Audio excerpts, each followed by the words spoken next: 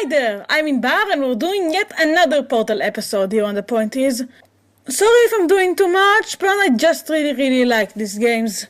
But then I started thinking, which one of them is truly the better of the two? Which one is my favorite? The smaller, tighter Portal 1 or the bigger, more cinematic Portal 2? So, in this episode I'm doing a showdown. I'm gonna judge those games in 11 categories. Protagonist, plot, puzzles, humor, horror, characters, designs, soundtrack, annoying memes, boss battle, and ending song.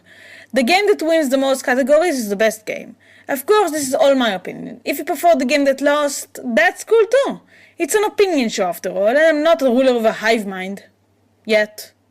So let's start. Round 1, protagonist. I decided to start with this one because it's the least important part of this list. As I already mentioned in my previous Portal episode, the role of the silent protagonist like Chell is to let us project our own feelings and personality into them in order to better immerse herself in their experience. So she's pretty much a blank slate personality-wise, and her design isn't really seen all that much in the game, since it's first person and stuff. But, she's still the main character, and she's still a recognized and beloved part of the franchise, so she matters for the showdown. So who has the better Chell? Design-wise, both Chells has an element of dehumanization in them. That as far as Aperture is concerned, she's not a person, but a test subject. She's just company property. And the orange jumpsuit illustrates that quite well. It's 100% practical, probably mass-produced, and in the company's colors. Where the two designs diverge, however, is in what is chosen to emphasize this dehumanization. By showing how poorly Aperture is taking care of Chell outside of her basic needs, or choosing to show her rebelling against it, by removing the top of the jumpsuit and making the outfit more hers. In both cases the design fits the story. After all, having already defeated GLaDOS before, it makes sense the Portal 2 Chell would be more rebellious than in 1. But as far as my preferences go, I really like how bad she looks in 1. She's a nice looking gal, but that's how we all look if we were turned into company property by a sinister science lab. That's how someone whose life is controlled by a computer who only cares about tests would look like, It's a small thing, but it makes it clear that she's a test subject. I really do like the whole taking off the jumpsuit as a sign of defiance thing in 2, but come on! Chell is a fucking badass, but not to the level she can will makeup into existence just as a personal fuck you to GLaDOS. Or can she? It's a super minor thing, but Portal 1 has the best Chell design, so it wins! And now, the plot. And you'll think this will be a pretty simple one, right? Portal 2 had more plot, and it's more complex and cinematic, so it's naturally the winner, right? But remember what I said in my adaptation episode about good plots fitting into their medium like a glove? Yeah, the Portal 1 plot is fairly simple and is mostly told through background event, but it's also 100% based on the interactive medium, where the Portal 2 plot is a bit less so, not completely, but a bit. I mean, there's only 2 real cutscenes in 2, but there are still plenty of interactive moments where all the player can do is just sit around and watch the other main characters advancing the plot. It doesn't make the Portal 2 plot bad by any means, it does mean it's less great than in 1, but the real tipping point for me was this scene. Actually, why do we have to leave right now? Do you have any idea how good this feels? I did this! Tiny little Wheatley did this! You didn't do anything. She did all the work. Oh, really? That's what the two of you think, is it? Well, maybe it's time I did something then. What are you doing? No, no, no!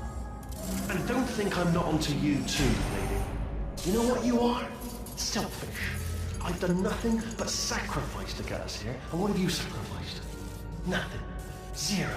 All you've done is boss me around. Well, now who's the boss? Who's the boss? It's me. Okay, so you remember what I said about silent protagonists existing to let us project our emotions into them, right? Well, if you have glanced at the gaming webcomic before, you probably know that this idea has been criticized as being kind of stupid because, well, there's a lot of cases where the player's reaction will involve talking, while the character remains silent, thus creating a disconnect. Portal and Portal 2 managed to avoid that pretty well and turn it into an important part of Chell's character. Pretty well, except for this bit. I can't watch this scene without thinking. If I was there, I would try to talk my way out of it.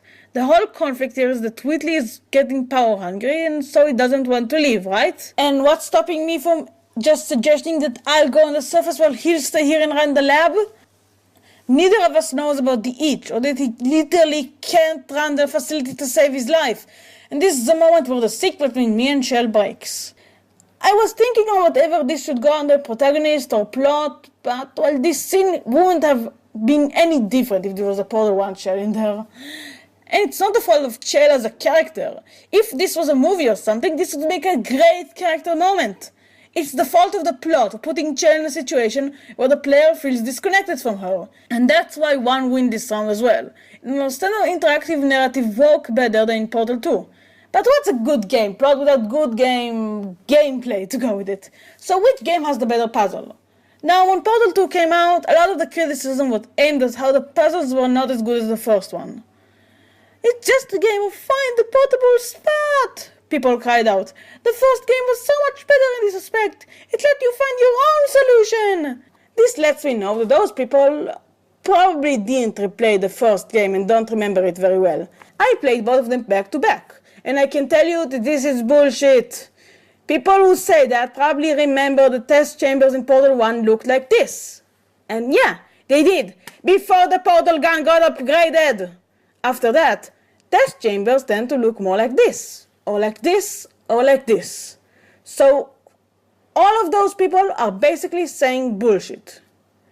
The puzzles always had the same amount of portable spot hunting in both games, and they always had just one solution.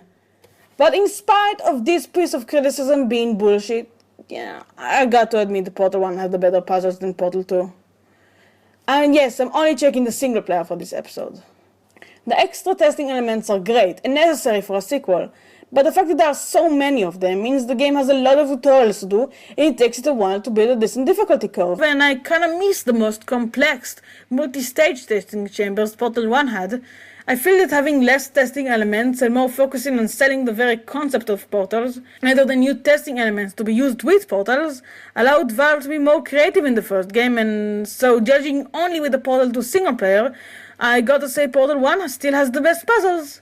But they never let you find your own solution. Have you even played the goddamn game? And man, Portal 2 seems to be losing so far. Oh well, Portal isn't just a puzzle game, it's also a comedy game, so which game is funnier? So, this seems like the hardest to choose from after all. I'm not going to go line by line to find which game makes me laugh the most. That would be ridiculous, but I think Portal 2 wins, for one reason: variety. Portal 1 was 100% carried on GLaDOS, and that included the humor, so all of those jokes were all GLaDOS jokes, which is great for a short game like Portal. If the game was full-length, I think her style of humor would have get repetitive after a while, and repetitiveness was one of the worst supervillains of comedy. Portal 2 has a greater number of characters, and all of them have different kinds of jokes, adding more variety to the humor and avoiding the repetitive problem, which is why I think it has to win this round. But laughs aren't everything in life, and those games also have some creepy and scary stuff in them, so let's look which one is the best for horror. Now, although Portal 2 had some creepy moments, I think it would never be as creepy as just wandering around behind the scenes in Portal 1. Why do I say so? Because it's more grounded. Aperture in Portal 2 is this great, big, ever-changing, super technological monster maze. It's... how did that quote from Lab Rat go? An impossibility. Some mad architect's opus. A relic from an age it could never have been. It's a mastertized amalgam of add-ons, additions, and appropriations, building itself out of itself, beautiful and terrible, and like anything cloned from a cancer cell, probably immortal. Man, I love this comic. But yeah, the Portal 2 Aperture looks amazing, but also not very much like something you could imagine existing in the real world. The Portal 1 Aperture, however, it's all grey offices and rusty mechanics and dirty walls. It's still big, it's still a creepy layer of mad science, but it's more like something that could exist in our world. And that's what makes it so creepy, plus it's less loud. Wandering around the big, rusty, empty room where your imagination can run wild and imagine this random ambient sound is actually a turret is creepy. This, however...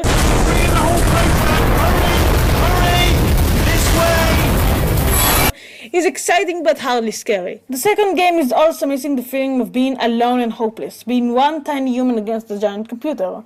since you spend most of the game either working with Whitley or with Potatoes. The only part of the game where you're truly alone is chapters 2 and 6, the Cold Boot and the Fall, where Whitley is gone and Potatoes has been carried off by a bird. Where in 1 you're all alone for 100% of the game. Heck, for a big chunk of the game you're not even sure if Velos is sentient or just a glitched out computer. Which is even scarier. It's one thing to die because an all-powerful goddess of science wanted to kill you, but dying totally alone because of a random error plus human incompetence? That's a lot scarier. Plus, Delos and Whitley are less scary in the second game because you've already beaten a supercomputer before, so taking them down seems less impossible. And for that, I think Portal 1 win. Not in spite of the fact that it's a smaller game, but because of it. Horror is best when it's subtle, after all. And yeah, so far Portal 2 seems to be losing, but don't worry. The point is the battle is not over yet. Join me in part 2 of this showdown to see which has the best characters, best designs, best soundtrack, least annoying memes, best boss battle, and best ending song.